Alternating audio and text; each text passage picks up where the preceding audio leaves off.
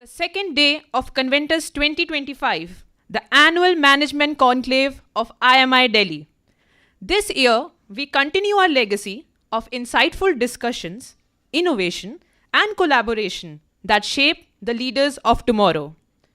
My fellow compare MC Aparna Nair and I, Ria Singh, are thrilled to take you through the Operations Summit of Conventus 2025.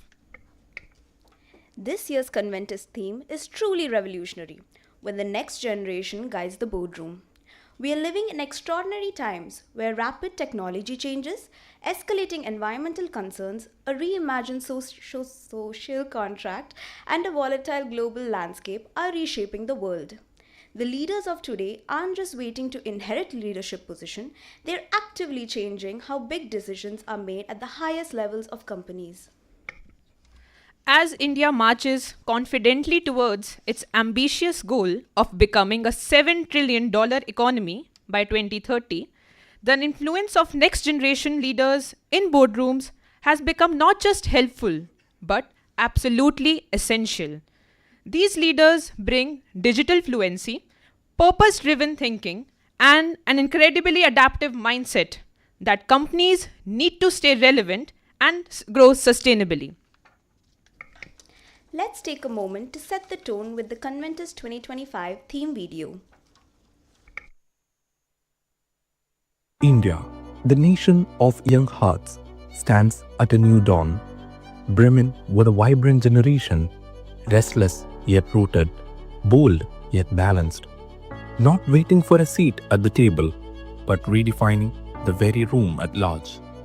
As boardrooms evolve and the sidelines become the stage, we find ourselves at a pivotal point where lines between hierarchy and harmony blur, and wisdom finds its echo in youth. Learnings from history, hope for the present, and dream for the future. They have it all. A nation has come of age, and at Conventus 2025, we are writing its story. Here, courage is the currency and ideas are influence. So let's join hands to welcome the emerging dawn, to anticipate, shape, and embrace the change that will define our future.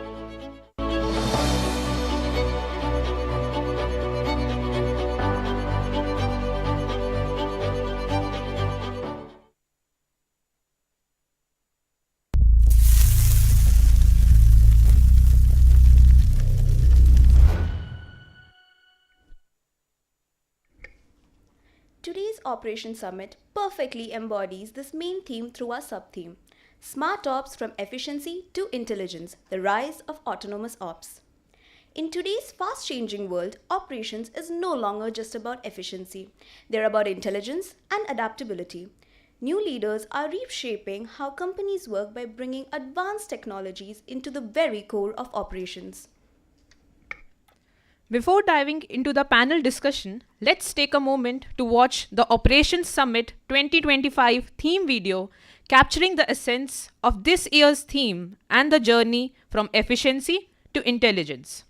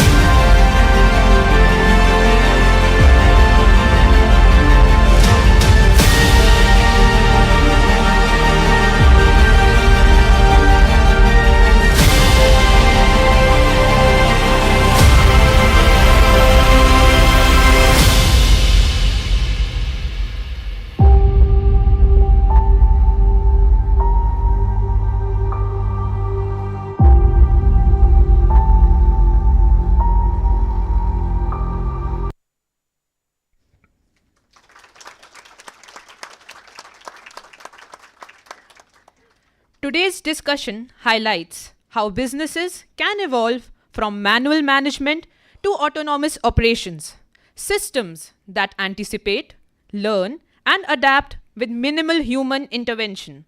The focus is not just on efficiency, but on creating intelligent ecosystems where technology and human strategy coexist. To guide us through this thought provoking discussion, we have with us someone who truly bridges the world of academia and real world operations, a scholar, practitioner, and educator whose insight brings both depth and practicality to the conversation. Join us in welcoming Professor Harish Rao. He is a professor at IMI Delhi who brings a unique combination of academic expertise and industry experience. He holds a PhD in operations management and operations research from IIM Ahmedabad and worked for nearly 5 years as a scientific officer at the Nuclear Power Corporation of India Limited, where he operated nuclear power plants, giving him deep insights into critical operations and autonomous systems. Since 2016, Professor Rao has specialized in supply chain management, operations research, and resilience in operations at IMI Delhi. He has published extensively and led management development programs on analytics and operations management. With his real world operational experience and academic focus on resilience and technology, Professor Rao is ideally suited to moderate today's conversation on how next generation leaders are transforming operations from efficiency to intelligence. We would like to invite our Joint Secretary, Navya Goyal, to welcome our moderator.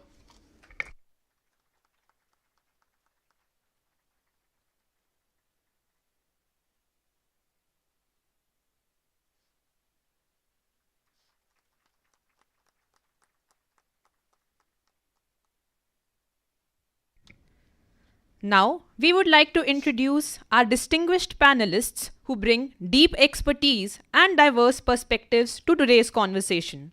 I request our moderator, Professor Harish Rao, to felicitate our speakers. Our first speaker is Dr. Amit Kumar Jain.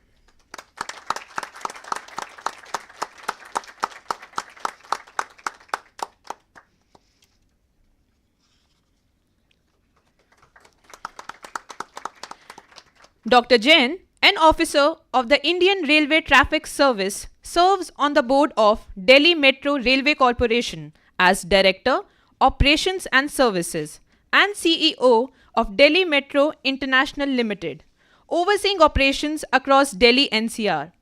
He has over 2 decades of experience in rail and metro operations, safety, multimodal integration, and transport economics, with earlier roles in Indian Railways and Centre for Railway Information Systems. A strong advocate of telecom data in transport planning, Sir has championed its use to enhance forecasting and system efficiency.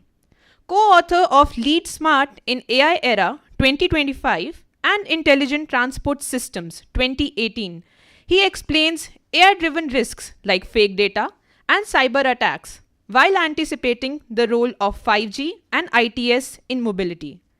His thought leadership and practical expertise make him a key voice in advancing telecom intelligence and digital twins in transport planning.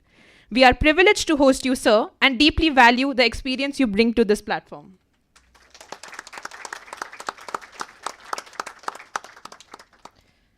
Next is Mr. Rakesh Sorat.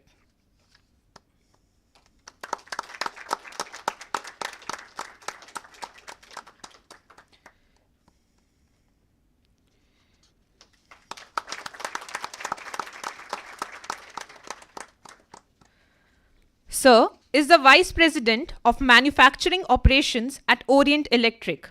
He brings over 26 years of extensive experience in manufacturing operations and operational excellence. Before joining Orient Electric in 2024, he held senior leadership positions at several leading companies, including Varroc, Bajaj Electricals, Havells India, and LG Electronics. He brings with him vast experience across the appliance and the automobile manufacturing domains. He is a BTech graduate from YMCA Institute of Engineering and specializes in operations, lean manufacturing, quality, TPM, and and Six Sigma. He has achieved several milestones in setting up state of the art Industry 4.0 enabled manufacturing facilities, which have been featured on mega factories on Discovery.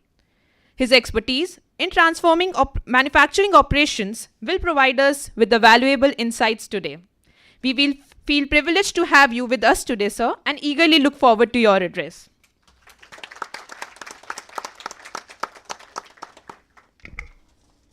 For our third speaker, we welcome Mr. Piyush Jain.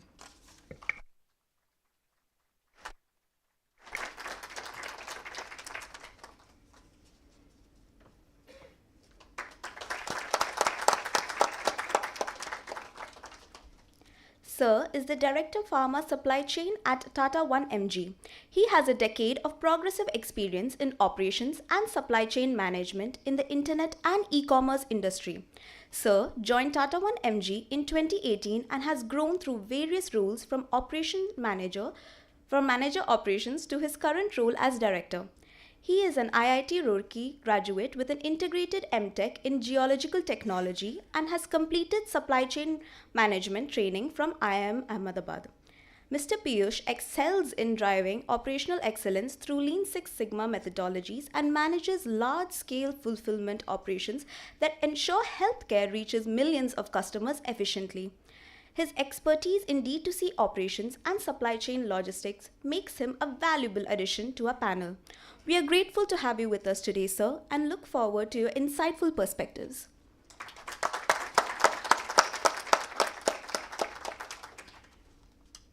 Next, we have Mr. Achal Chawla.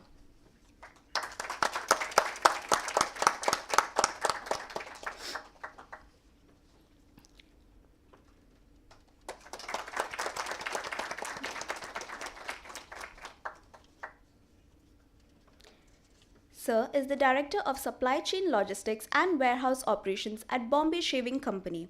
He joined the BSc team in 2022 and has since been instrumental in transforming their supply chain operations.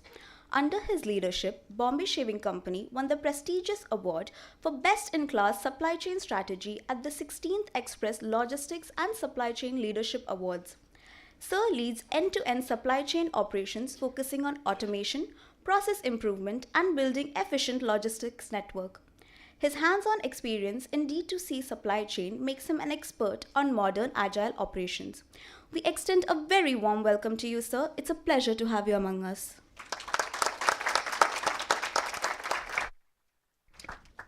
Finally, we have Mr. Arpan Malhotra.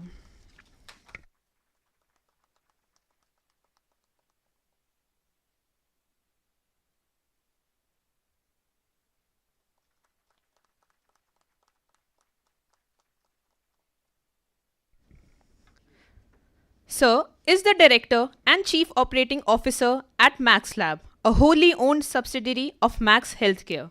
He brings over 20 years of diverse experience across healthcare, energy, metals, and real estate industries. Before joining Max Lab in 2023, he spent nearly 13 years at Siemens India, including 8 years in healthcare diagnostics as India CFO and later as country business head with full P&L responsibility for India and neighboring countries. He started his career at KPMG India Advisory Career Services and is a qualified chartered accountant. His international experience spans across Germany, Austria, Switzerland, and other major countries. His strategic thinking and operational expertise in healthcare diagnostics will provide us with unique perspectives on smart operations. We extend our heartfelt welcome to you, sir, and are eager to hear your thoughts and insights.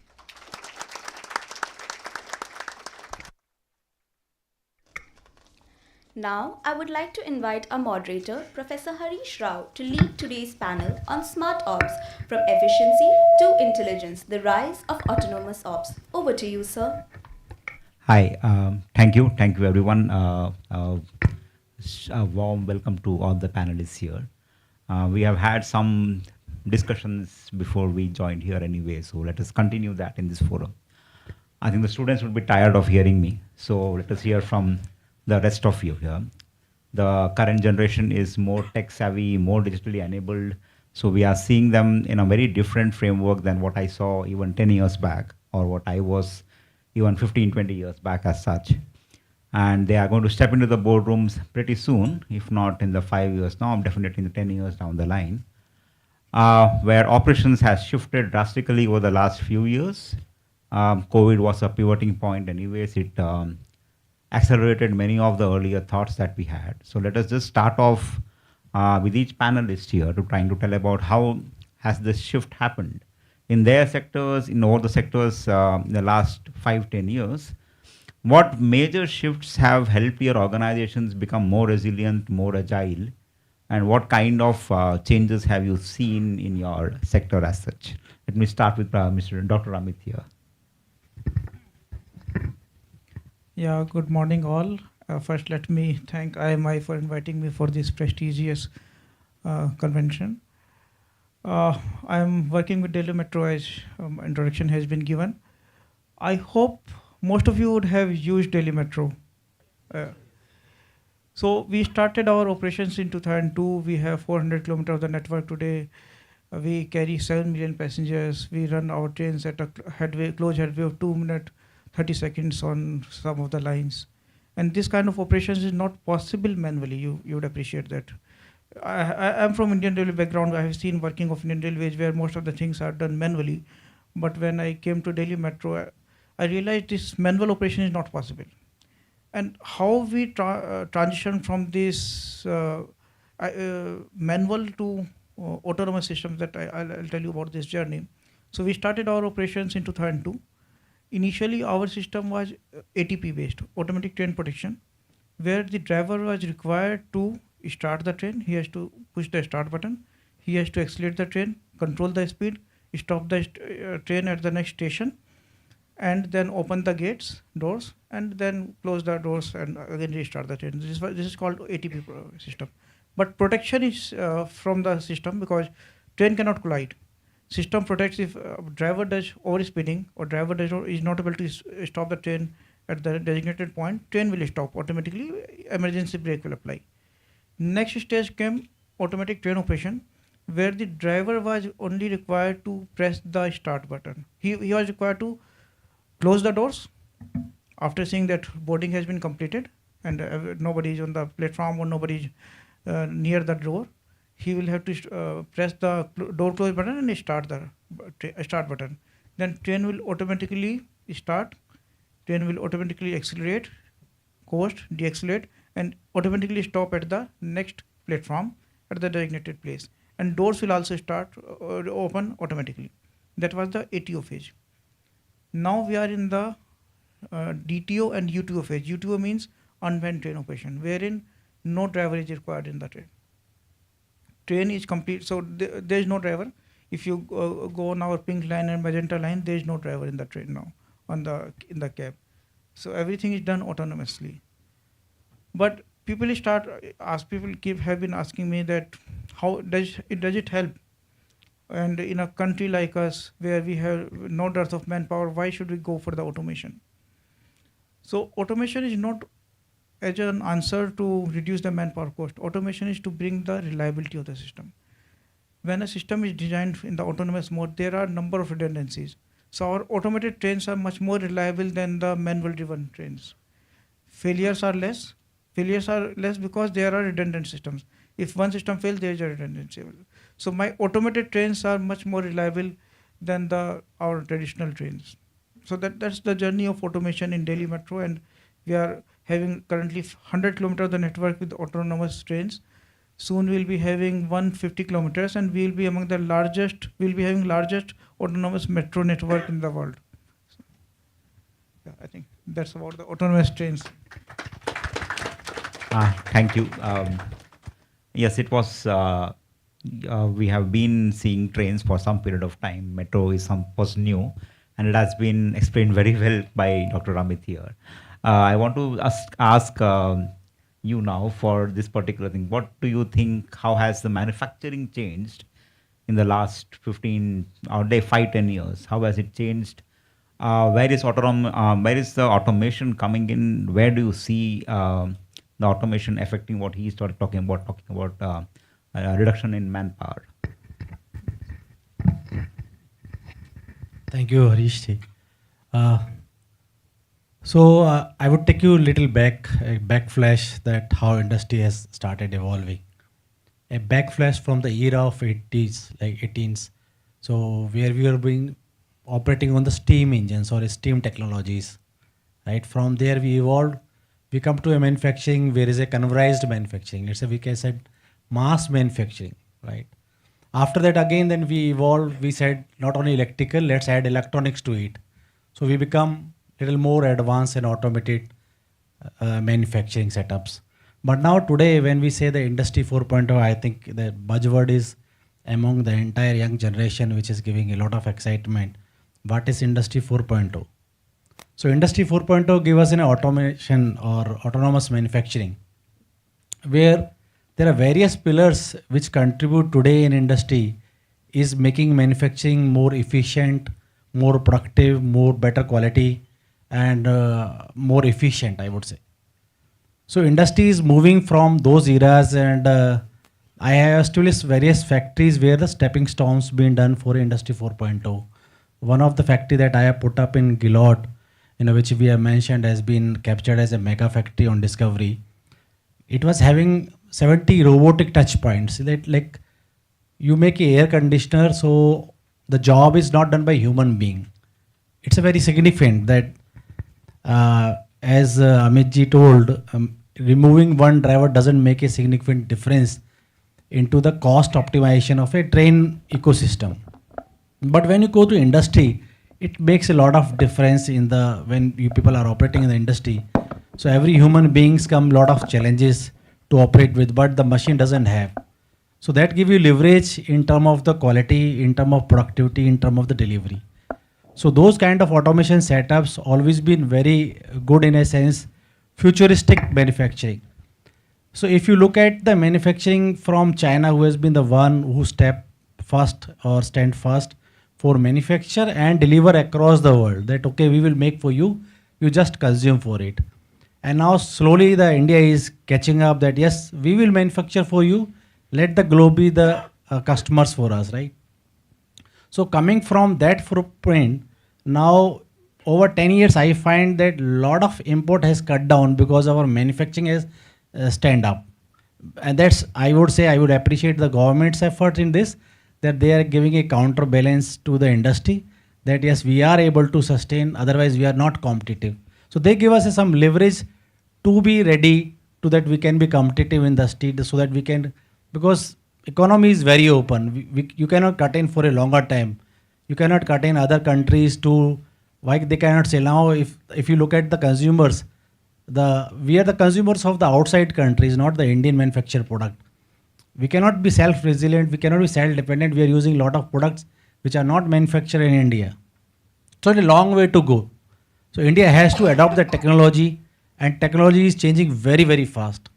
So if you look at backflash, the changes has been not so fast, but now today's industry, the era that we all are in, is changing every day very fast. So in manufacturing, I would say things are evolving. AI is now shading in that in lot of aspects. Energy is almost every industry. AI has come big way, that everything done automatically. Human does not need to operate. Coming to the quality, the detections and autonomous intelligent decisions, supervisory decisions, simulators, all are working in the manufacturing phases.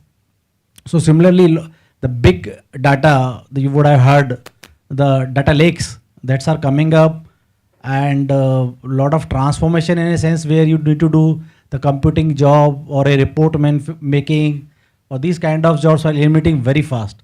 So AI is going to be disruptive in the manufacturing also. So a lot of work will be offloaded to the AI. AI will do everything by themselves, right? So start from the robots, the ERP automations, which horizontally and vertically. Look at that, MES has come in to the picture, where every real-time events are being captured in the industry, and the managements can look into and they take the decisions. Now even decisions has been automized, that no one need to take the decision, machine itself will take decisions. We are in an era where material will speak automatically, machine will speak to the material and to the man. So all forum perspective, things will channelized and things are changing right now. As I said, the example, the robots are more widely used.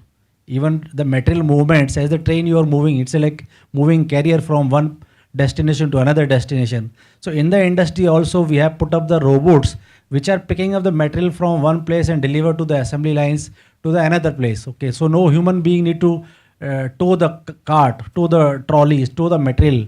So this kind of already changes has been come and people are accepting is very widely. So this has been a recent, what Ariji has told, what I have been changed in the decade is that this is the change that people are using AGVs, automated guided vehicles, which are transporting material inside the factories. So similarly, the MES has been very now popular across the industry, that people are using the applications as ERP, which take the real-time informations rather than in the era where we were only depend upon SAP or ERP, which have a transaction-based manufacturing. But now that the transaction-based we have evolved to the event-based manufacturing, which is come from the SAP to the MES applications.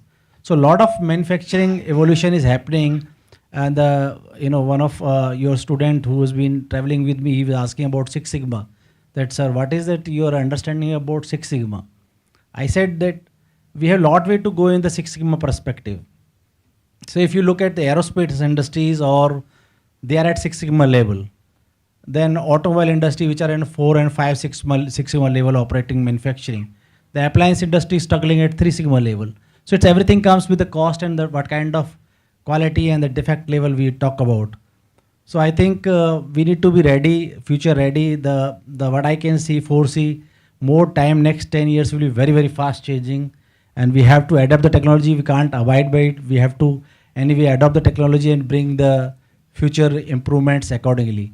And you are in an era, I think the innovation is the key and the technology is the key, how fast we can adopt that.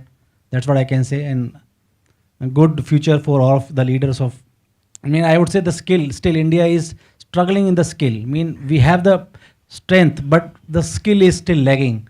So I would be appreciating the entire team and Professor Hariji that they are building this kind of event and forum where I think the good cream will come out, or the future leaders will come out of this forum. Thank you very much and compliments to all of you.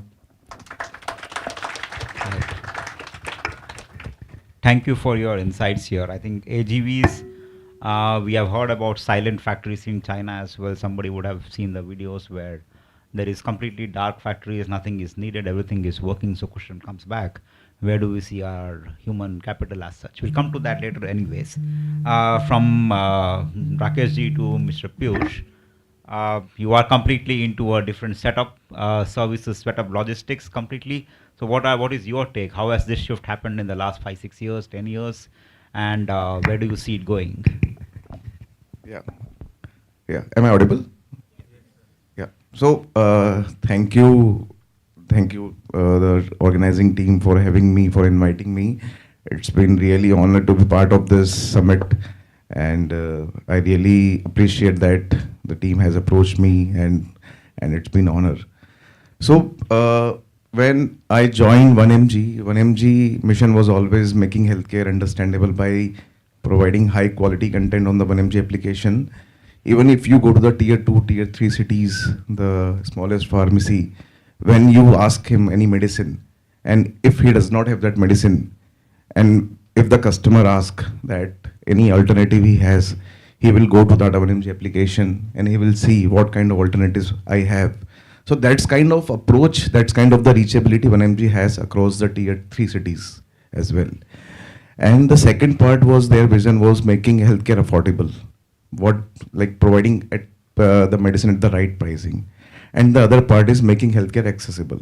Like if even you go to the tier 3 cities, you will see 1MG, people using 1MG for their healthcare needs. So if I just tell you about what 1MG does, they are into the pharma deliveries, pharma medicine deliveries. They are into diagnostic, like getting samples from your home and then providing reports within 6 hours or next day. And then the other part is they are into the offline pharmacies. They have across approximately 180 plus pharmacies across India. And then the other part is providing pharmacies, so providing medicine supplies to the cancer hospitals. When I joined, I have seen ups and downs. It's been has ups and downs in their journey. So when I joined 1MG, they were doing 7,000 orders in a day. Right now, it's been grown to 5x. They are doing roughly 50,000 orders in a day. And they have seen a clear transformation digitally in every part of the supply chain. So I'll just break it. If you break it supply chain, one is sourcing. And then the second part is distribution, which includes your warehousing and logistics. In the sourcing, the procurement guy, the people who are used to manage the planning for the what kind of inventory they have to purchase. I have seen a lot of Google Sheets where they see the last 30 days data of what customer has bought from us. From there, creating a model which tells in advance what kind of inventory you have to keep in the warehouses. That's how I've seen the transition in the procurement. And how they did it? Using advanced modeling and using data scientists who creates models and refining on them on a regular basis. That is the one part. The second part in the warehousing. So in the warehousing, we used to largely marketplace earlier, like 80% order used to be fulfilled from the marketplace. From there, we right now doing 80% fulfillment from the warehouses. So how did it happen? It can't happen when you are doing on the, you have the outsourced warehouse management system. We built our own warehouse management system, which has capacity to deal with the pharma compliant regulations, pharma related nuances, and also we have tracking the efficiencies of the manpower at every leg of the supply chain. So that is the one part. The second part is when the customer is ordering, the ETA prediction is the another key aspect when you're communicating ETA to the customer. So 50% of our delivery used to be third party, like when it goes to tier 2 and tier 3 cities. And earlier it used to be static based, like 3PL team, the 3PL companies or 3PL vendors gave us estimate that if you are going, if your order is going from A to B, this is the time this order will reach. It used to be static or rule based. Now the problem is whenever there is any disruption or there is any festival or there is any peak event, peak sales, our customer used to suffer because they never used to get deliveries on time. Now what we did, we create a data science based prediction of the ETAs. Like we have historical data when the order was used to deliver at what time. And on that basis, we create a model which takes into account the warehouse performance, which takes into account your stock arrangement time, which takes into account the last mile delivery performance. With this, your model has all the capabilities which can estimate the ETA up to 95% accuracy. So that is the key aspect, how did we transform into this. And the other part which I used to highlight is, in the warehouses, every process has to be on the system. Otherwise, you will never know what is the inherent efficiency in that side. So, like in pharma, getting right medicine delivered to the customer is the crucial element. And earlier it used to be manually driven. Like whenever the order comes, a picker go to the shelf, pick the order, and there has a QC who does the QC of the order, like whether the picker has picked the right medicine or not. And then packer used to pack the medicine and the delivery guy used to deliver the medicine. Now, there is a question why there is a need of QC. Why do you need to do the quality check of the medicine? Why can't we do the automation here? So we started QR codes, testing QR codes in-house. Like in FMCG, you will see QR codes in every product. But in pharma segment, you will not see the QR codes. The mostly company does not do the QR code on the medicines, right? So we started doing in-house QR coding. And now the picker does not have to use his brain while picking. He has to scan the QR code and he has to just give to the packer to pack the order. So there is an entire elimination of the quality check who used to, and they are costly resources because they are used to be pharmacists. You can't have the normal guy who is doing the QC because these are medicines, right? So that is the another lever which we did in the warehouses. That's how I would say the things have evolved. And now if I just touch upon what are the next things lies in the supply chain for 1mg, like, so we have a team who does the planning, right? We have a team who constantly doing the data analysis and see what can we do further, right? And there's always a team of data analysts who just take the data from the system and then just do the analysis. And that is purely automated. And now there's a elimination of that team with the help of AI. That is something we are driving. And the other part is we want to automate the control tower also. Right now the control tower is one who constantly monitor real-time data and see where things are disrupting, where things are going wrong. And this is another step where we will be do the automation to remove the control tower in the supply chain. So that's how I would sum it up, that that's how the 1mg has transformed from manual driven operation to digital driven operations. Yeah. Thank you. Thank you, Piyush, for your insights here. It's good to understand the intricacies behind it, so we know how QR codes come by and what is the usage of it. Most of the firms are using it. Good to see pharma companies, pharma distribution companies using it as well.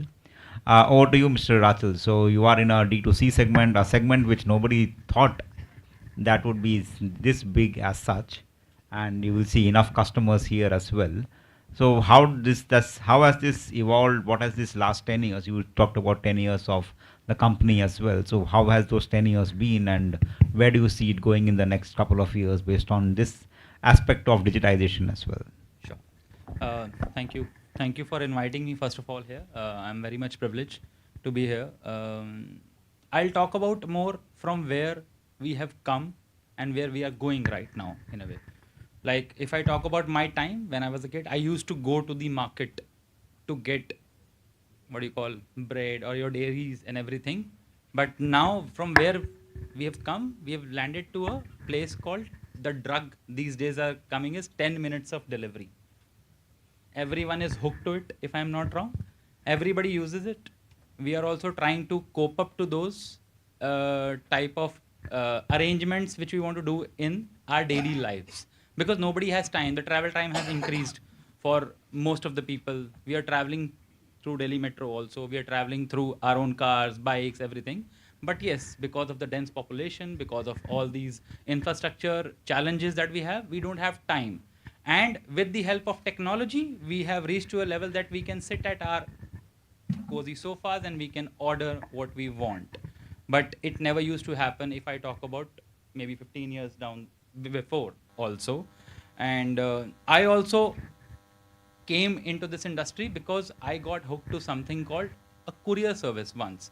So I came from a telecom background, from an operational perspective also, to an e-commerce and supply chain in this warehousing industry. Once I ordered something sitting on my computer, not on a laptop also, that I saw a sunglass, I ordered it, and I was amazed to see that some person at the doorstep, after 3-4 days, he came and he said, "This is, sir, this is your order." And when I opened it, I saw it was the same thing which I ordered, which I could see on the screen. I was boggled around that what this industry is going to be for the next 10, 20, 30 or 40 years maybe. Then I decided to move on and I joined a lot of different companies in the startup culture. I started with a company called India Rush, but right now, after changing 3-4 companies, I am with a company called Bombay Shaving. It is a 10-year young kid, I must say, who started to walk, not run as of now. And I was given certain responsibilities in Bombay Shaving to basically automate the warehousing, logistics, and supply chain here. So if I talk about Bombay Shaving, it didn't even started as a D2C brand. It started as a subscription brand for people who basically normally shave every day, and they will get their, cartridges and razors on timely basis after their daily or monthly or weekly usages. We were talking in our meeting room also that, but I can see there is I think it's a dress code that people are allowed to not keep a beard. They are supposed to shave their faces also, because our ratio was around 50-50 at that point of time, that I can see that 3 people are having beard and 3 are clean shaven right now. But I can see all the kids here are having clean shaved, right? If I'm not wrong, you people have to like clean your shave. Okay, no problem. But Bombay Shaving takes care of that as well. So we started as a shaving company. But what Bombay Shaving does is we basically target, I must say, we basically influence or target people or the young people who are starting to have their first shave.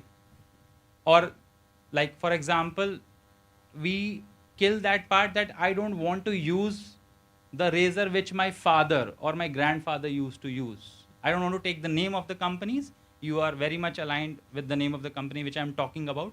So to cut that taboo, we are here to serve you. Bombay Shaving Company is here to serve you. We have a women brand also, which is named as Bombay, Bombae, which serves the women needs also. Anything related to hair, grooming, looking good or looking better, I must say not good, looking better. We are good in ourselves, but looking better is where we serve. And in terms of supply chain, operations, when I joined, we were having 3-4 different type of, I call them storerooms by the way, not warehouses. They were like 3-4 different 5,000 square feet areas which we had. So what we did, we basically took a bigger space. So right now I handle more than 100,000 square feet of warehouse, 3 warehouses pan India level, which we basically now we are optimizing more than 100%. How come? Because nothing is on the ground right now. We have vertically stacked everything. Because changing a warehouse or shifting a house is a big challenge for everyone. So staying at the same place, optimizing that place is the best solution that you can get instead of changing the warehouse. So we have vertically stacked everything. We have automated that fast moving items will remain on the ground floor, on the first floor or on the second, but not on the 6th tier. So products are kept at the 6th tier also. So slow moving products should be kept at the higher tiers also. So this is how the operations are getting managed. But yes, now I talk about the logistics part. Logistic parts are any which was evolving every day. I told you that courier used to come take 7-8 days when you used to order. But now you click on a button. You just click on the button, you went to washroom, come out, your product is any which was there at your doorstep in 10 minutes, as simple as that. So we are also dealing with that. We have evolved to a level from a Blue Dart courier or a India Post to a drone deliveries. Right now, sitting here, we are delivering products via drone in Gurgaon. We have already launched it, by the way, but with the help of a third-party courier partner. Because we cannot be jack of all trades, to be very frank. We have to have collaborations. We have to find people or companies who are helping us evolve. See, AI will help you. AI will never help you to frame a problem. You have to identify the problem. AI will always help you to give 3 to 4 different answers of those problems. I agree, AI is a big thing which is there.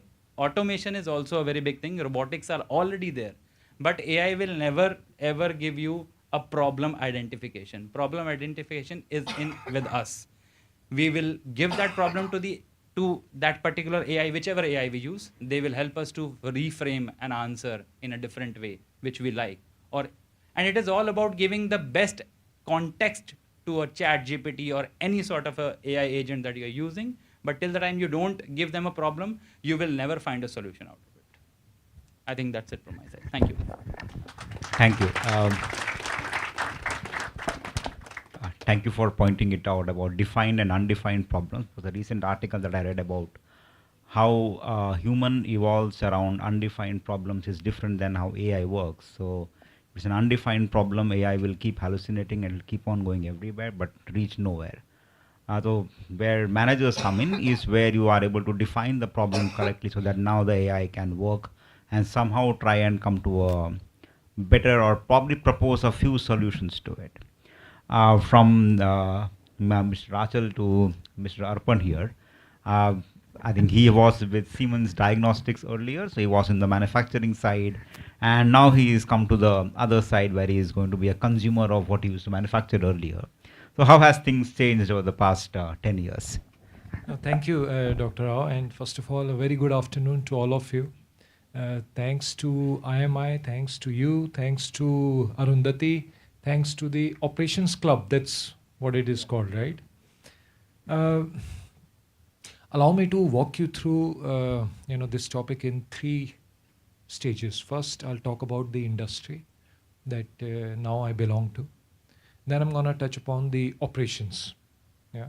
And then I'll finally get to the question that how has the automation and the autonomous operations journey been in the operations segment for this industry. With me? Yeah? Okay, so let's first talk about the industry. That's diagnostics. It's part of the overall healthcare industry. And in simple terms, understand it this way, that whenever you give any sample, blood sample, urine sample, stool sample, tissue, or you yourself become a sample and you go to a lab for radiology, and somebody does some testing and tells you that this is either something wrong with you or absolutely good. So that's diagnostics. Yeah.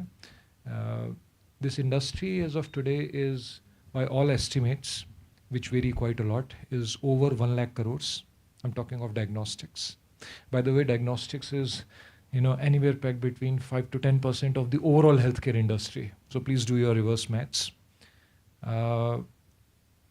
Keeping the numbers aside, the importance of the industry, it's stated pretty often that more than 70% of the clinical decisions are influenced by the diagnostic results.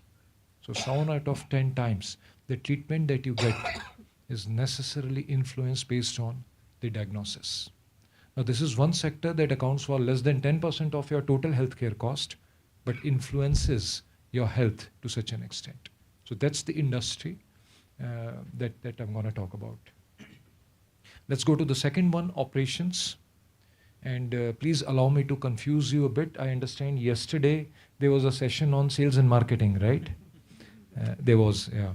Now, diagnostics, see it like, the FMCG services kind of a thing in the healthcare world. I didn't say I qualified it as services because then you would jump in and say that pharmacy is that.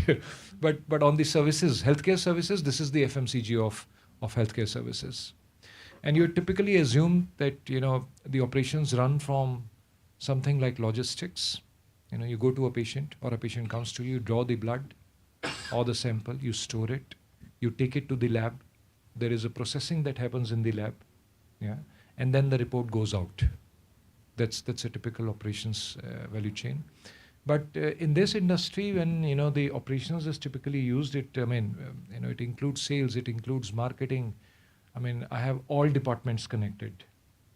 So as the operations responsible, even the finance and the legal and everything. Yeah, one can argue that this is a very sane structure, but this is how this service industry works. Let's now come to the third aspect, which is the impact of automation and the autonomous operations journey in this industry. And thanks you touched upon COVID, because that particular event in the last 5 years has had a definitive impact on this sector. Many of you would have never heard of terms which became a layman lingo. RT-PCR test, you would never CRP. Today, we get a layman saying, I want to get these 3 tests done. And we ask why. Is it because I know it? Maybe the Google or the AI or the chat GPT knows. So coming back, the short, simple answer, significant impact. Has the impact been for good or for bad? I would say more for good. But I would qualify it as more. Yeah. And before I close out, let me give you some real life examples so that you can comprehend, appreciate what kind of automation and the AI has done to this industry. Take for example, what happens in lab. So today as Max Lab, we serve more than 6,500 patients every day. That's almost close to more than 20,000 tests every day. Yeah. Think of a network of automated machines. Yeah, where you put in a tube, the automated operations, they would remove the lid. The system would decide which sample, which test has to happen first, what needs to be parked, what needs to be taken further. So this is the automation. But let's talk of what autonomous is happening. Today, most labs of this size and scale, they have something called auto verification. There are very hard checks put into the system, and it identifies that where a doctor's hard review is needed, where it is not needed. More than 80% of the reports, get auto-verified. There are some reverse controls also, something like a delta check. So if a patient who has been a diabetic for the last, let's say 3 times, suddenly if that person becomes a non-diabetic, this is a delta check, a change check. The system steps in, says stop. A doctor needs to look into it, take the history, what exactly has happened. Another example, mathematically moving averages. Now, if we are doing, let's say, randomly thousands of patients, and we know that in a country, how many, percentage of people would end up having on a random basis, let's say a liver problem or a kidney problem. But when the system detects the last 10 samples have a bias, the SGOT, SGPT readings are getting inflated for the last 5, 6, 7, 8, 10th sample. Stop. Something, needs to be intervened. These are all the examples of autonomous operations. We take a step back, and maybe I'll promise this is the last example I'll give. You can assume that, if in a day we have to go and collect samples from as many as, thousands of patients, there needs to be a route mapping. Who decides? Manually, it's impossible. If one phlebo or a person who collects the blood has to go to, let's say, 10 different patients, how do you decide what route to take? Purely based on Google Maps? But no, the system has the intelligence inbuilt. It kind of maps what is the need of the patients. For example, if there happens to be a patient who is prescribed a test linked to a kidney transplant or a liver transplant, whatever, some critical procedure, there are some tests which need to be conducted within half an hour of taking medicine. The system overrides, steps in, says, first go to this patient, get the testing done, get the sample dropped, and then go to that patient. I hope the examples made sense. All in all good. Thank you. Thank you. Thanks a lot for this.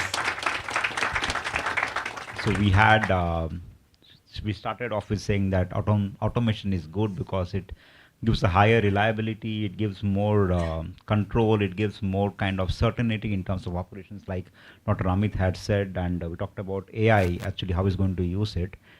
And like the examples that have been quoted by Arpan and Piyush and Achal was this as well. So we always come with the same mindset, like Achal told that we are short on time. And people are not short on time. We just figure out that we have better priorities to do. The priority can be as bad as scrolling Instagram, but still, we have some priorities anyways for us. But still, if you look at the back end, every time I'm looking at an Instagram or a YouTube or my own feed, I see there's an algorithm working behind it, taking decisions, right, for me as to what should I be shown next. Like, for example, what Mr. Rakesh was saying, so the AI will decide what to produce next. So now I'm dealing with an algorithm which is possibly coded in a certain way with certain inputs, in some way to be understood as very dry, a very heartless kind of an operation.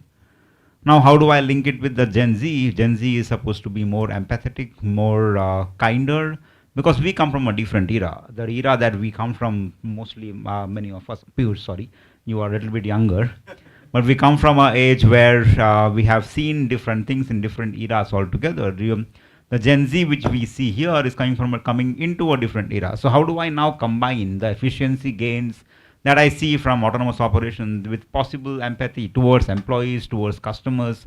How do I start marrying them and somehow figuring out, like, okay, is the world a better place, say, 5 years down the line, or should I do something else to change it? I want to get your views on it. I'll start with public transit, which is my favorite pet peeve anyways.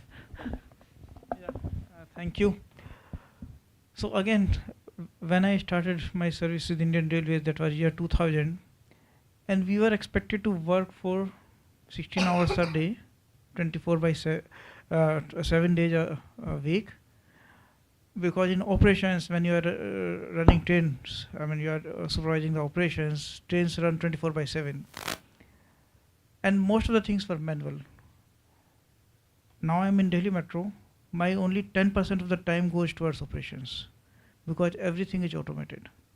In Indian Railways, when a train comes at the station, the station master has to receive the train, he has to make the track available for the train, decide the platform that it will be received on. But in Delhi Metro, everything is automated. We have a timetable in the train. It has information about all the trains, their schedule, which platform they will arrive, when they will turn back. So everything is automated. So my point is that the way we are going towards automation, the life of Gen Z is going to be much more easier, much more balanced, I would say, which is required. I mean, we cannot expect people to work the way we have been working in Indian Railways. So autonomous and people are accepting autonomous trains as well. I mean, like our passengers, we were having initial thoughts that passenger may not like a train without a driver. But today, when you go in these autonomous trains, I find that their kids are sitting on the bonnet of the train. They can see the track, how train is moving, and they are very happy about the trains.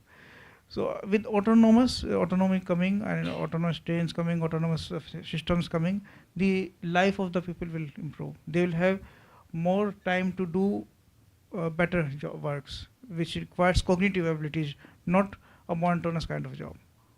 When we used to interact with our drivers, the job of the driver was very, very monotonous. What he is required to do, he remains the train for 6 hours to 8 hours. He has to stop the train at every station after 2 minutes, open the doors and everything. It's very monotonous. And they used to say that, "Bahut ho gaya, can you give me some other job?" So I think things are improving, and they will improve further with autonomous agentic AI coming in the industry. Thank you. Rakesh ji, I want to know your view on this. So, is this the end of the road for monotonous jobs? Are we done with boring? So definitely, I will tell my experience. See, other examples are very easy to correlate. Which is in public, very easy to correlate the concept. But industry is like a protocols there the human being need to follow while you work in the industry, right? So safety is the first, right? So our focus is larger on the nurturing the team. So in industry, what we are focusing on the skilling the members who are coming to the factories to work upon. So we educate them. So our larger focus, other than the technology, at the end, over the technology, I always keep the human being, which is more important than the technology. That's my understanding, right?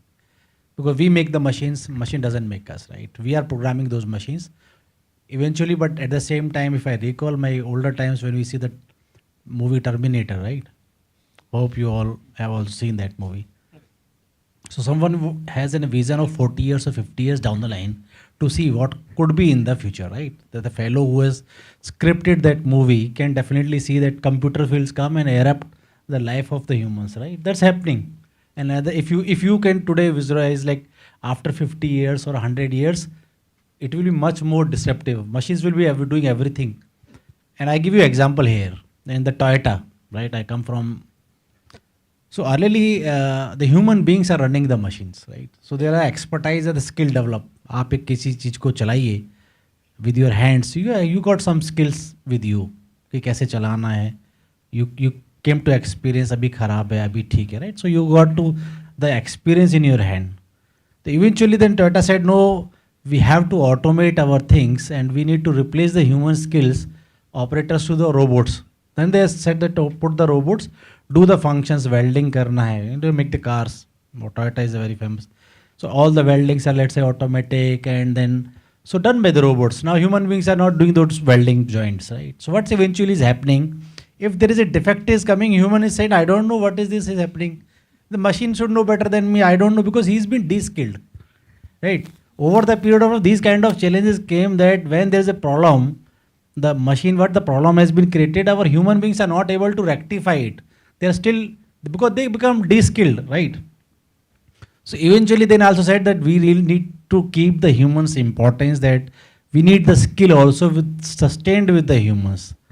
So some bit they do some heterogeneous model, okay, robots are equally important or autonomous is equally important, but humans also very equally important. So in my working where I take care of a lot of all India plant operations, I focus on human. So that our human, if the human quality in skill, which I said that we have the strength, but skill is still lacking into the industry to come to that level. Because if I look at the globe and then I look at my country and then I look at the environment that we work, the skill that we need to build.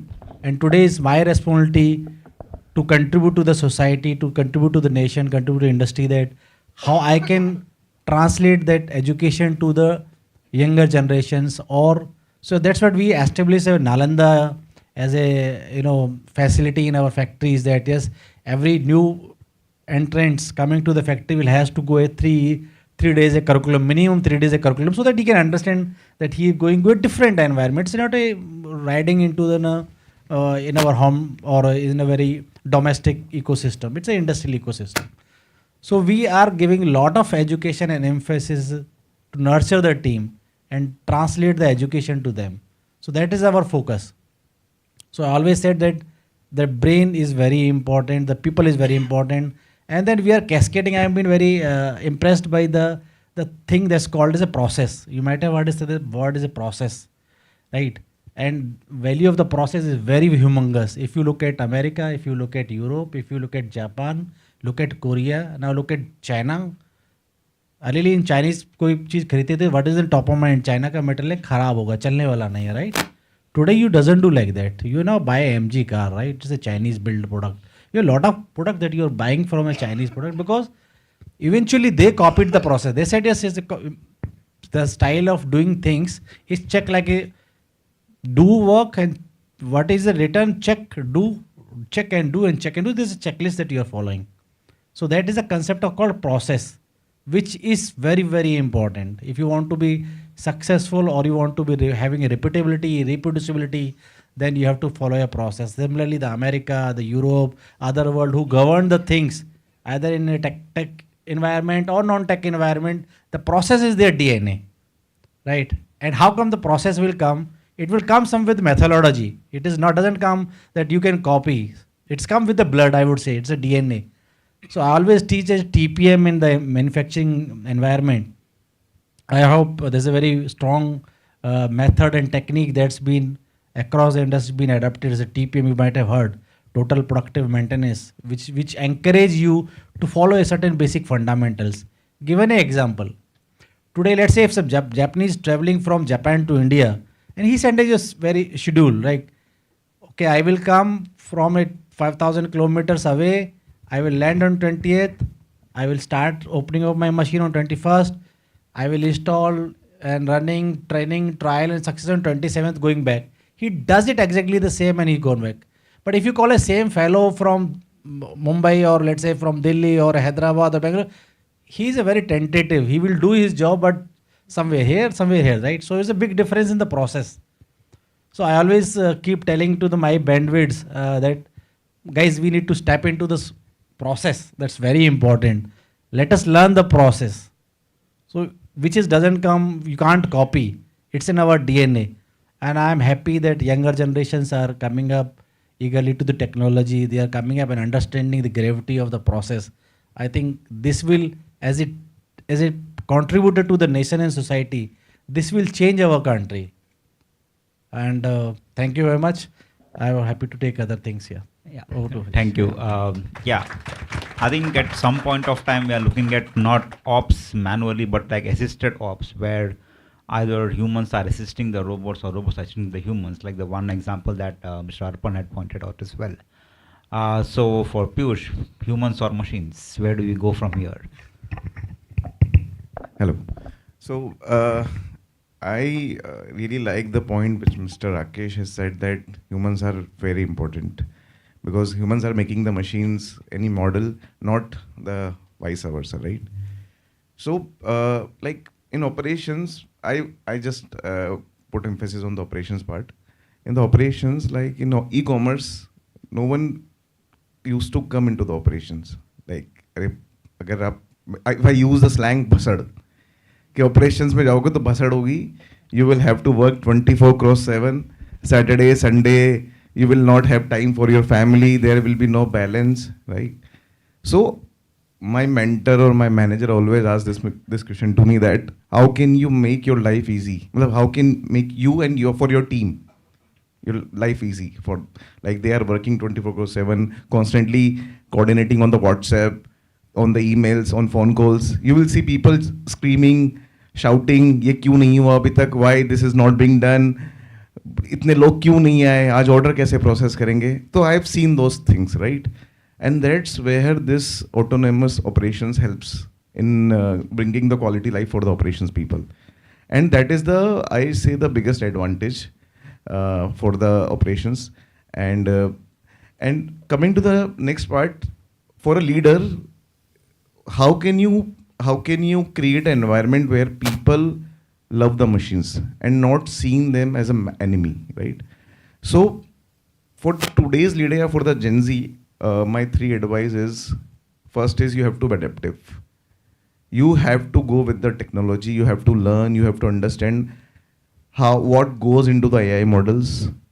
You have to understand system thinking, design thinking, and because eventually your all decisions will be taken by those models, right? And you have to monitor those decisions. To monitor and to understand those decisions, you have to first understand how that model was being created, right? So that is first part. You have to become adaptive. Second, you have to be more empathetic, right? You have to create a decorum. You have to create a culture for your team, for your people, for your I would say cross-function leaders, that we are going to work with the machines. And how will the trust will be built? By showing the real examples, by addressing their queries, by giving them those platform where the decision scientists or data scientists show how the model works and address their queries. That's how you can build the trust and transparency.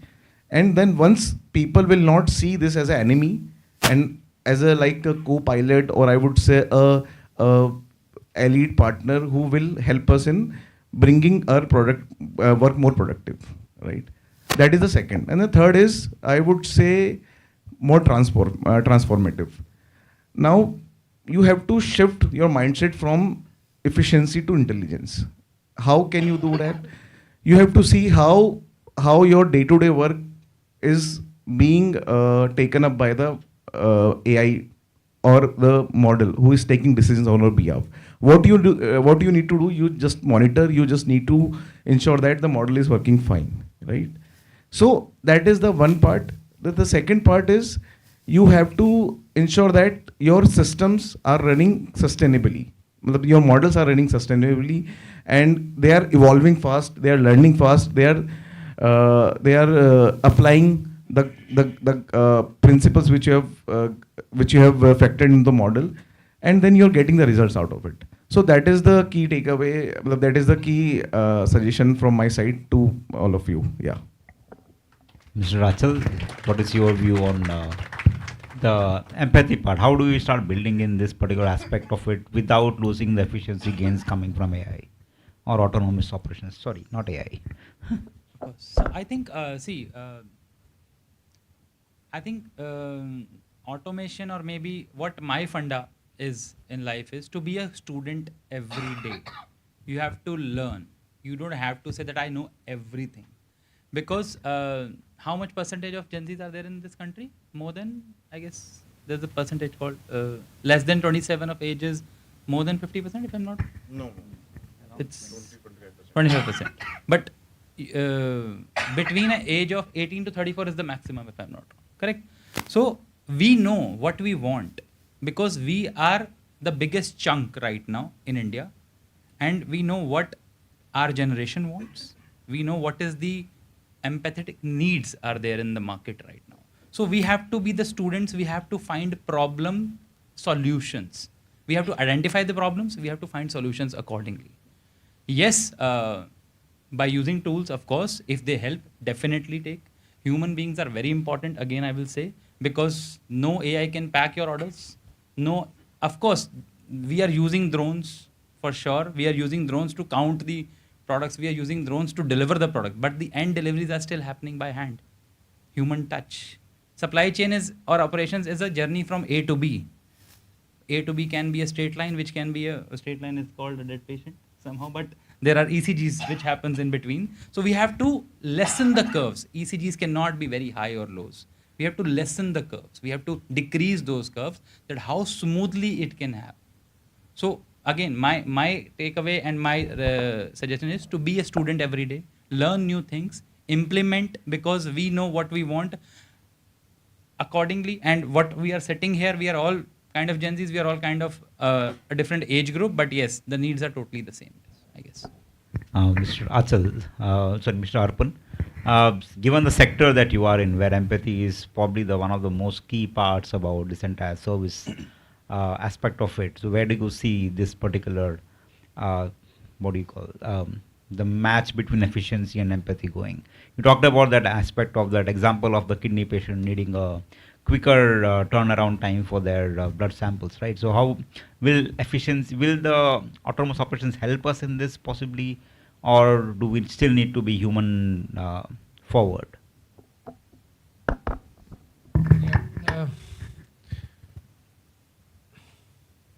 I'm just trying to choose where do I start from, yeah? See, I think the starting context, so we started from the dinosaurs versus with the Gen Zs, yeah?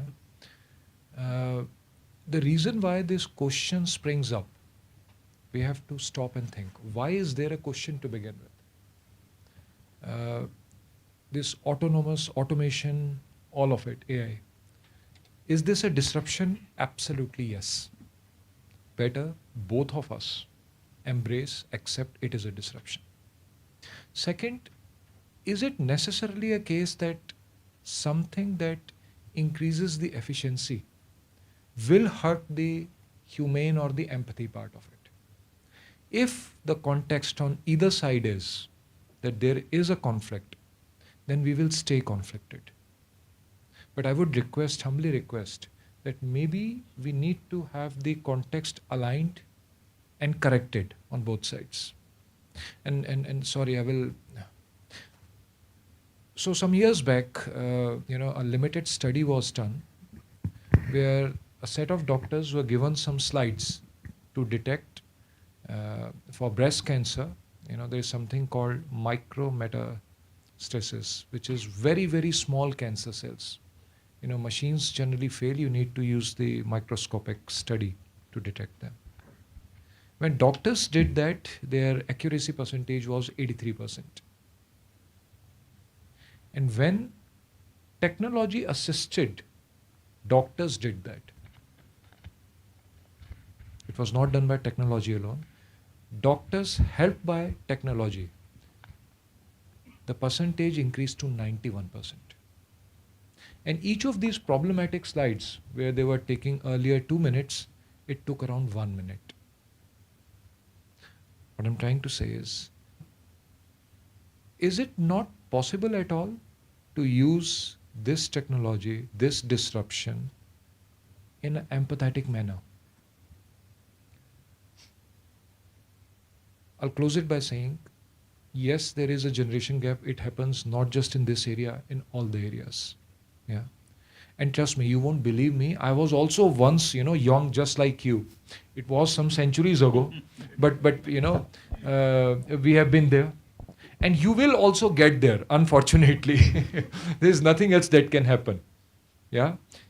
Let's just together carry the context that this is a force to reckon with, and we have the ability to steer this force in the set of right values. And it will happen.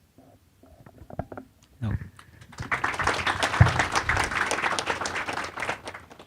I'm fielding a question to every one of you. Any one of you can pick it up. So over a period of time, we have defined operational excellence in a particular way, right? Should we be redefining it going forward? Should we think of this particular phrase as something different altogether, or can we just continue with that particular phrase of operational excellence being whatever it was considered earlier? Anyone? I'll thanks for that question. I think, See, where we stand today is this definition of the KPIs. I mean, for me, the life is top line, bottom line, and cash. Fortunately, unfortunately. But is it so difficult that the definition, very definition of something or someone being called as excellent includes something in a service industry like the patient happiness? Yeah. Can it not be a fully measurable? It may not be as charming, as mathematical, but it is measurable.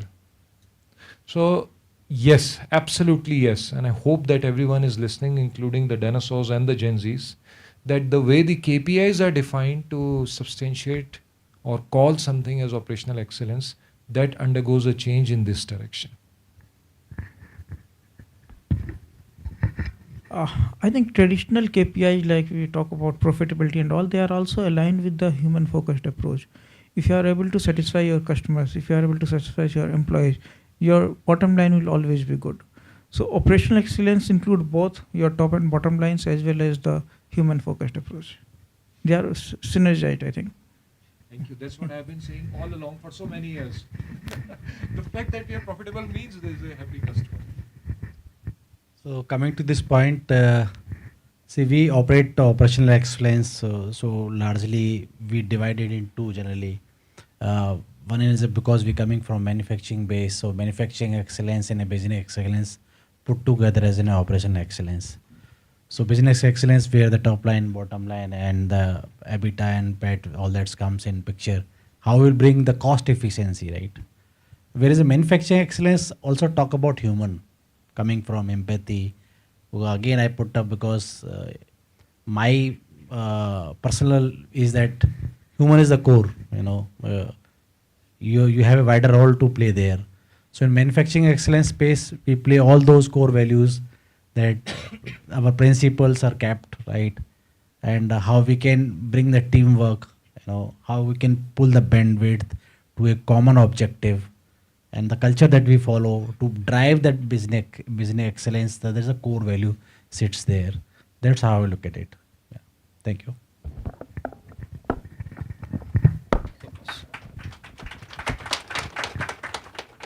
So in I guess operations, supply chain, warehousing are always considered as cost centers.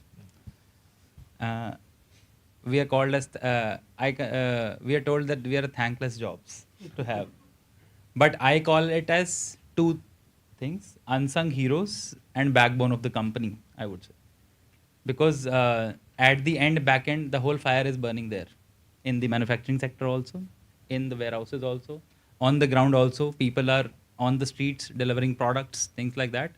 But yes, what we do here is, with the help of automation, with the help of AI, with the help of drones, we try to save some cost and give it to the business back so that they can use that cost in some other marketing or any finance or some other activity. So we try to give it back, like not giving it back to the society, but to the company, I may say. That's all.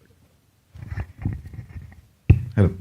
Yeah, I would like to add the term operation excellence.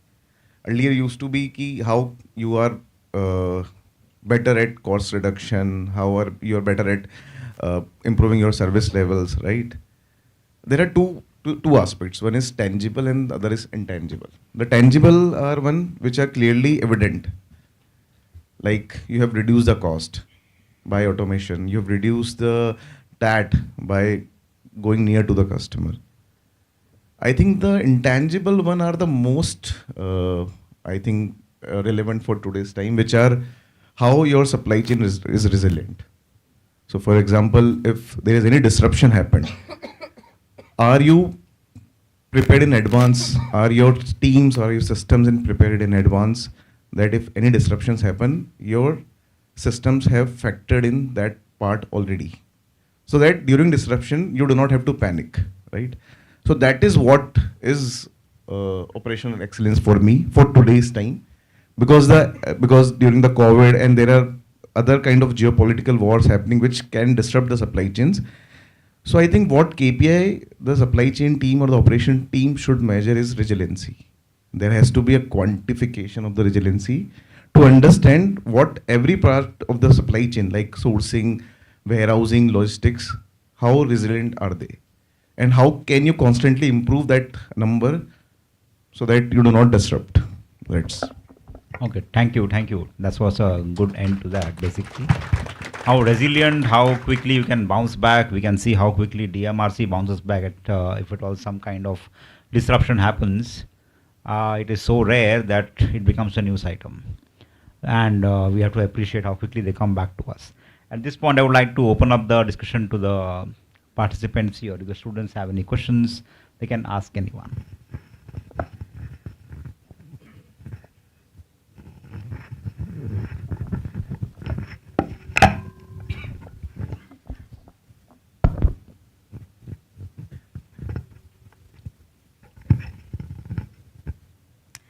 First of all, good afternoon, everyone. I would like to thank you all for this insightful discussion. My name is Sagun, and my question is, we've talked about AI being reliable in, say, railways, and instrumental in pharma for inventory forecasting, and AGV in manufacturing. So based on your experience, I wanted to understand, are there any instances where AI-enabled processes have hampered efficiency, and a project, in your experience, was impacted and ramped down? And just want to understand if there were any demerits of AI utilized in operations. Thank you. See, yeah, I would say it's when you are using technology, it's not a demerit. What does it demand? It demands the competency. Let's say you took up some high-tech project, right? But if there is a trouble with the high-tech project, the team which is handling that high-tech project, the demand with the competency of team increases very high. A normal machine, a normal cylinder, a normal bearing, anybody can fix it. But when you have to fix such a high techno product, you need a really competent team to handle it. So that's I would look at that. The challenge is to get that kind of skill. Again, I coming back that where is the skill gap? That is a skill. Then when you will use this kind of product, which is very automated, intelligence, you can't see with the naked eyes what's going wrong with it and how to fix it. So by taking a roundabouts, you can't fix it. There is a different competency need is required with the bandwidth, so that they can attend it. So mean that skill, again, it's a part of skill in the team and the human, which is important to handle it. There are always bugs with AI, right? It's a very genuine question that you are asking, and I see more see that when the self-correcting AI will come, you will have to have more intelligence. AI will make the machine will make themselves more intelligent than the human, because they are the codings are such a way they will keep correcting. So in that phase, your skill level and your competency to correct those machines if the bugs comes in, how you are ready today. That's again the challenge with all of us. That's how I answer it. Thank you. So let me add about the autonomous trains. So first, autonomous trains are not AI trains. They are rule-based trains. There's a rule that train can go at this speed, they can go as close as this, like that. Autonomous trains are more reliable than the traditional trains.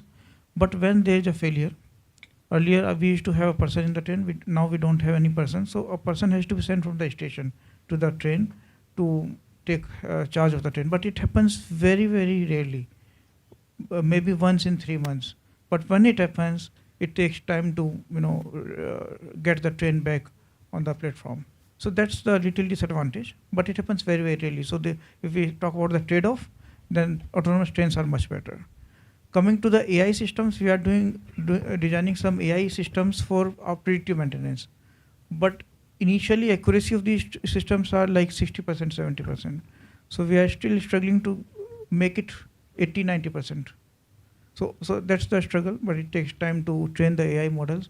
But once they are trained, they are much more efficient than the human systems. Yeah, thank you. And I think validation will any which ways end up to us only, because we are getting trained for AI. We have to be AI ready first, so that the context which we are putting in an AI system needs to be right. Then only the right output will come. Else, if you input a wrong information, of course, the error will come. Like for example, is there any new software getting implemented in our company? For example, let's say SAP is coming. Are we SAP ready? Then only we'll be able to use that software. We are getting ChatGPT subscriptions for an year, but are we ChatGPT ready? We know how to talk to ChatGPT or not. That's the only thing. We have to learn that skill. Then only we'll be, because monotonous activities will happen, but it should be error free, I guess. We have to give better instructions to AI so that they can give us the better result.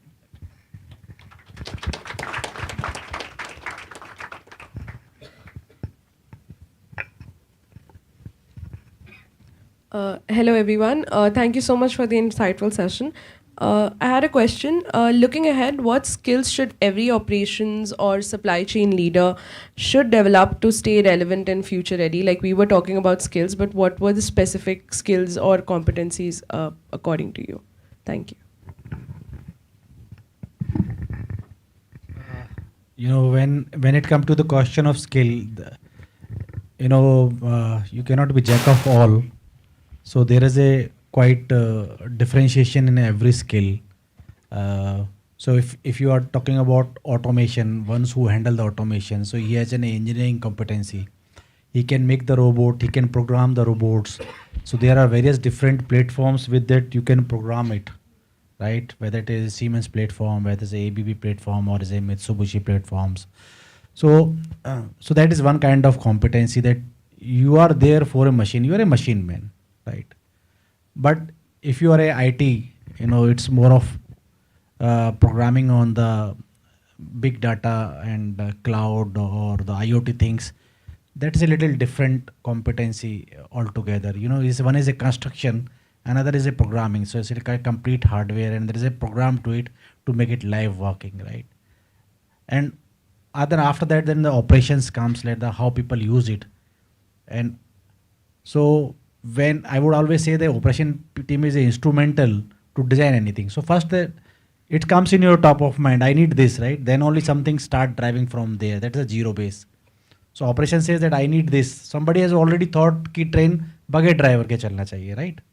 So there's the operation guys have thought of, I don't need a driver, I don't need a door opening person, I don't need this, right? So it's a operation guys who has been handling those kind of, similarly in the plant, somebody saying, I am doing this non-value added activity, I don't need to do it, right? And I need to do it like this, it would be a better function. So then the team who can deliver it comes in a picture. The engineering teams, in the IT teams, so then the operation teams takes over. So there is a different bifurcated, or I'd say the different segmented competencies are there. So it's all depend upon, like say someone's in operations, someone's from finance, someone from management.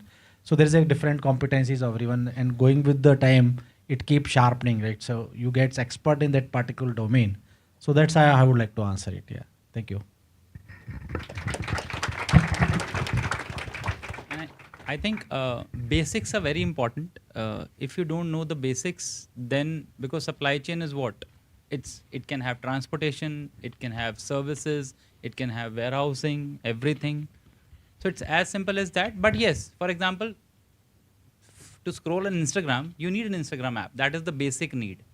But if you want to trend, then you need to know what is trending also in Instagram.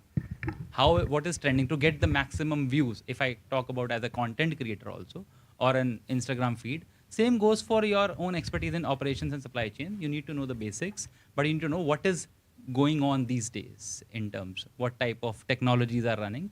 For that, you need to excel yourself every time. You need to work on yourself. But yes, basics are the most important things, I guess. Just to add, apart from the technological skill, your human skills are going to be very, very important. Your emotional intelligence, it's easy to work with the machines, but when it comes to human, it's not so easy. And in the coming world, there would be lots of anxiety among humans because they are now working with machines, and whether machines are going to replace them, how they will work with the machines. Change management would be not so easy, and change management is going to be required to be very, very fast. Like when computer came, the typewriter said that we don't need computers. So your role would be how to manage that change, how to manage humans, how to keep their emotional things in your mind. That's going to be very, very challenging. Managing humans is the most difficult job. HR, we think that it's easy, but that's the most difficult. And all of us are HR person. All of us. Okay. So, Yeah, yeah. So I think to be very specific, I would like to add, you should know, like to be relevant for the next 10 years or 5 years. Design thinking, I would say, when you're designing a system, when you're designing a model, what goes, what parameters, like let's say if you're making any decision in operations, let's say you have to reduce the TAT, you look everything. So similarly, when you're designing a model is just nothing but an input and output, right? And what constraints goes into those model, right? If you understand it very well, right, and how it's being designed, that is the, I think, the skill set you should have. Right now, what I see, people are mostly, I'm coordinating, I'm managing operations. When it comes to managing, how I'm managing people, that is good. I think that will be there. But since the role has been evolved over the time, it will going to evolve and it will go with much faster rate. You need to also upgrade yourself in understanding design thinking, system thinking, models. That is the key competencies I would say will add value. Yeah.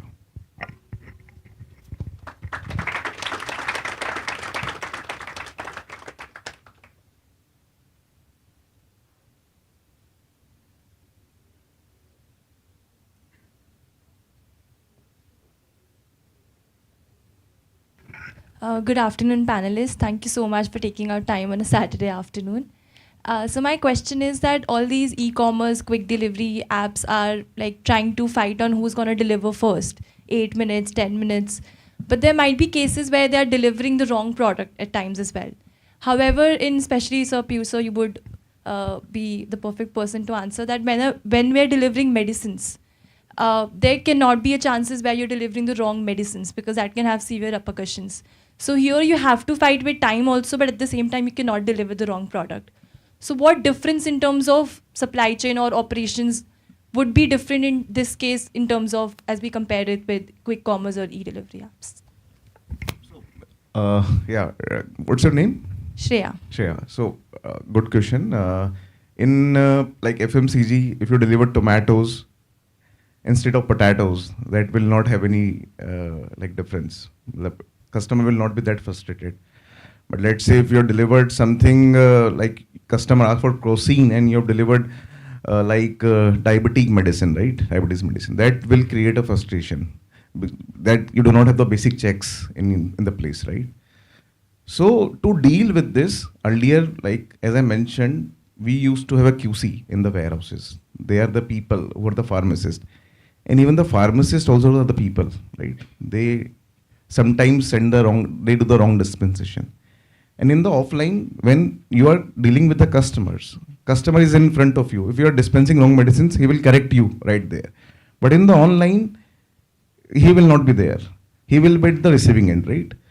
So if you remove the human brain and the checking such critical part, that's why the QR codes are most most solution where you can scan the medicine, whether it is right or wrong, system will tell you. Human will not tell, right? So in entire supply chain, like warehouses, retail, all the medicines are QR coded. And it's being checked through scanning only. If system says it's right, then it's right. If system says it's wrong, then you are not dispensing the right medicine. That's how we are dealing with the wrong medicines, yeah. Thank you, sir.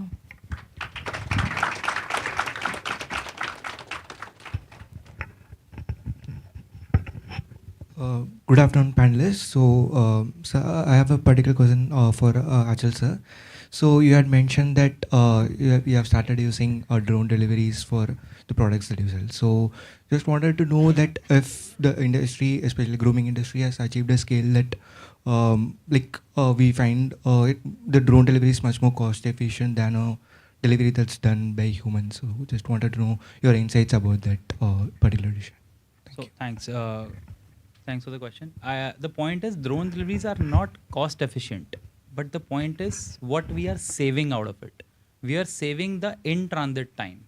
So for example, in drone deliveries and in a normal delivery, what happens? A vehicle comes to at our warehouse, they pick up the products, they go to a hub. In this case, a drone can capture 10 kgs of material in their bag, and then they take the aerial route. What they do is, in the aerial route, they are killing the on-road time of a vehicle, a four-wheeler or a biker who is going towards that hub. So if a biker is taking an hour to reach to that hub and his or her distance is 12 kilometers, the aerial route is reduced by 40%. So that aerial route is hardly 7 kilometers against that 12 kilometers, and there is no obstruction in between. And it is a DGCA approved, but yes, there are type of fly zones, non-fly zones also, which is why it is in very limited area right now. So we are only and only doing the Gurugram area right now, because in Delhi there are a lot of no-fly zones because of the cantonment. Even in Gurgaon also there is NSG in between, from our warehouse to Cyber, for example. There is the NSG cantonment area which comes. So we have to take a 1.5 kilometer extra aerial route to deliver those products first to the hub. And then from the hub, there are 38 different drones who are there, which goes to different pin codes. And then there is a pod where that particular product and that 10 kg product is dropped. And then there is a walker like me or a field executive, which is there, who will come to your house as a walker or a cyclist or a biker and deliver it to you. We are just trying to save time. We are not looking at the cost right now, because people are delivering products in 8 minutes also these days. That's the only thing. I would like to add one more point here is like in the critical areas like medicines, where some critical medicines are not in reach to the tier 3 or far than tier 3 consumers. Something are available in, let's say, tier 1 cities also, right? That's where the drone deliveries are very crucial, because if someone is in emergency, right, and he need medicine in the next 1 hour or 2 hour, then drone helps you that edge that you can deliver that to customer, right? So that is you think of. Yeah. Okay, I think maybe we can stop here. I think the questions will keep on going on for a long period of time. But in terms of skills, yes, get your basics right. And can you reimagine processes? Can you reimagine things in a different way by using the tech that you are seeing around it? So you can't be agnostic towards, I know this, I'll stick to this. So instead of that, can you reimagine everything? Can you reimagine whatever is happening right now, and can you somehow make it better? Can you make it better in terms of either reducing cost or making it faster or having better outcomes for the entire segment as such? So that should be the key takeaway for you, all of you. Thanks a lot. Thanks for your valuable insights. Absolutely. And I'm definitely going to be connecting with you for future as well.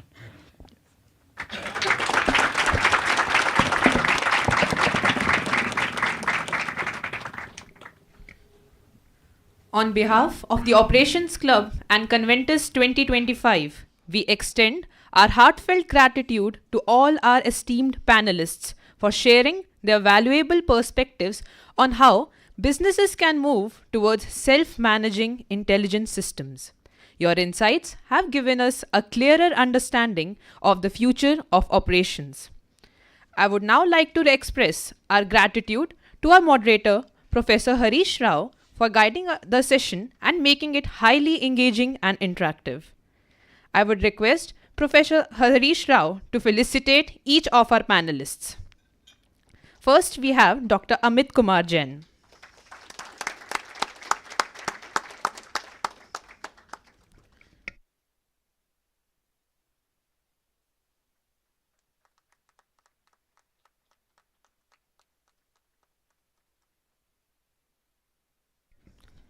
Mr. Rakesh Sorat.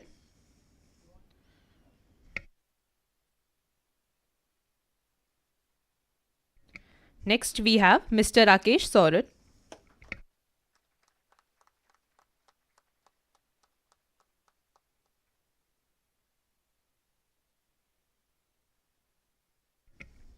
Mr. Piyush Jain.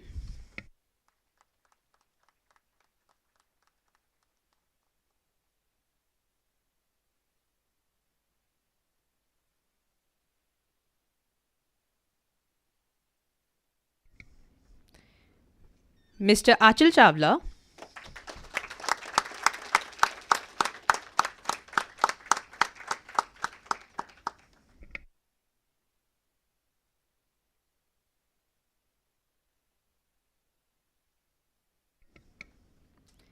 Mr. Arpan Malhotra.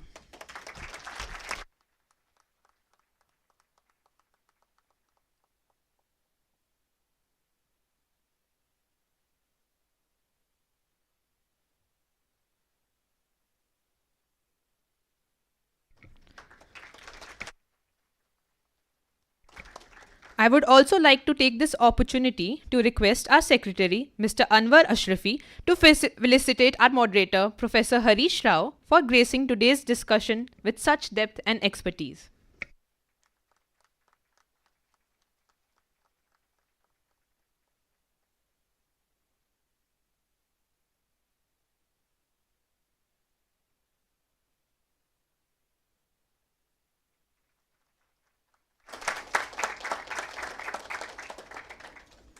A special thanks to our sponsors, faculty mentors, and organizing team for making this event a grand success. We extend our heartfelt gratitude to all our esteemed sponsors for their invaluable support in making Conventus 2025, the annual management conclave of IMI Delhi, a grand success. A special thanks to our title sponsor, Bank of Baroda, whose partnership has been instrumental in bringing this live to event. We are equally thankful to our co-sponsor RPSG and our Finance Summit sponsor Indian Bank for their continued encouragement. Our appreciation also goes to ICICI Bank, banking partner, LIC, insurance partner, HFCL Telecom Solutions partner, and STEM Executive Search Private Limited sustainability partner for their support in diverse domains. We sincerely thank Key Properties Real Estate partner, Phoenix Global Learning Partner, Royal Enfield Exploration Partner, Vanessa Care Fragrance Partner, Plum Loving Body Bath and Body Care Partner, Go Grab Convenience Partner, White Heaven Entertainment Partner, and Fever FM Media Partner for enriching the experience of Conventus 2025. Your collaboration and trust continue to inspire us to make every edition of Conventus bigger, bolder, and better.